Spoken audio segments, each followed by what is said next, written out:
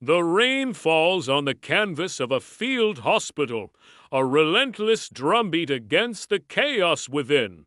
Here, just behind the fury of the front line, the war's brutal arithmetic is laid bare. Mud, churned by boots and ambulance tires. Cakes the floor. It clings to the stretchers where young men lie, their bodies broken by shrapnel and bullets. The air is thick, a heavy mixture of antiseptic, blood, and the damp smell of earth.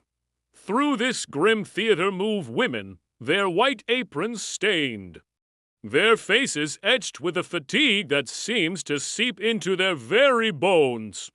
They are the nurses, the medics, the angels of this man-made hell. Their movements are a study in practiced urgency-changing dressings, administering morphine, offering a sip of water, their hands a steady presence in a world torn apart by violence. This is not a place of grand strategy or heroic charges. It is the war's raw, painful aftermath. And here, these women fought their own desperate battle, not with rifles, but with bandages and compassion. Among the rows of cots, a young nurse from the American Army Nurse Corps kneels.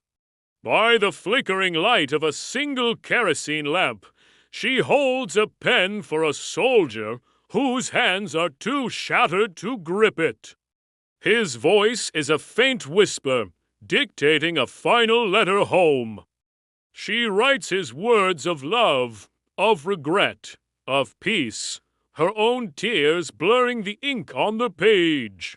She is his last connection to a world of sunny afternoons and family dinners, a world that now feels like a distant dream. When his voice fades into silence, she finishes the letter, folds it carefully, and places it with his personal effects. She will do this 3 more times before the night is over, each letter a small, sacred act of witnessing a life extinguished too soon. She doesn't have time to grieve. Another stretcher has just arrived, and another life hangs in the balance. This was their reality, an endless cycle of triage, where every decision could mean life or death, and every loss was a quiet, personal burden to carry. On the Eastern Front, the conditions were even more unforgiving. Soviet women served not just as nurses, but as combat medics, dragging wounded soldiers from the battlefield under withering fire. They carried medical kits that felt impossibly heavy, crawling through frozen mud and shell craters. Imagine the sheer terror, the whine of incoming artillery, the crack of sniper fire overhead, and the desperate cries for a sestra, a sister. These medics learned to distinguish the sound of different shells, to know when to run and when to drop to the ground. They performed emergency surgery in ditches, using whatever they had, a strip of a uniform for a bandage, a swig of vodka to sterilize a wound.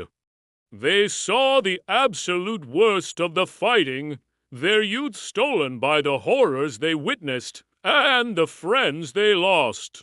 For every soldier they saved, 10 more might fall, a constant, soul-crushing reality that forged an unbreakable, yet deeply scarred, resilience, even within the Axis forces. Women were drawn into the vortex of war's medical needs. The Deutsches Rotes Kreuz, the German Red Cross, sent thousands of nurses to serve in field hospitals or lazarets on all fronts. They, too, worked in primitive conditions, often in bombed-out buildings or hastily erected tents. They treated their own wounded, but also enemy prisoners of war. Their duty as healers transcending the brutal ideologies of the conflict. A German nurse's diary might describe the same exhaustion, the same smell of gangrene and despair, the same fear of an air raid siren piercing the night. While their nation waged a war of conquest, these women were engaged in a universal struggle to preserve life. They tended to boys from their own villages and to strangers whose languages they didn't understand, seeing not an enemy, but a human being in pain. Their stories are complicated, tangled in the moral fabric of the regime they served, yet their actions at the bedside were often acts of pure, unadulterated humanity. The psychological toll was immense and often invisible. These women absorbed the trauma of an entire generation of men. They held hands through agonizing amputations, listened to delirious ramblings, and wiped feverish brows. They were islands of calm in an ocean of pain. But the memories were relentless. The face of a boy who died begging for his mother. The smell of burning flesh after a bomb hit the ward. The constant, gnawing fear of not being able to do enough.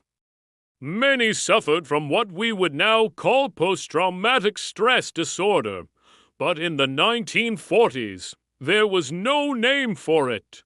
It was simply called battle fatigue, and it was a burden they were expected to carry in silence. They learned to build walls round their emotions, to find strength in camaraderie, and to push forward because there was no other choice. The war ended, but for these women, the echoes of the screams and the images of the wounded would linger for a lifetime. When the guns finally fell silent and the world celebrated peace, many of these women simply returned home. They traded their mud-caked uniforms for civilian clothes and were expected to resume their lives. As if nothing had happened, their contributions, performed in the shadows of the front lines, were often overlooked. The medals were few, the official histories brief, while the soldiers' heroism was immortalized in monuments and parades. The quiet, relentless courage of the nurses and medics faded from public memory.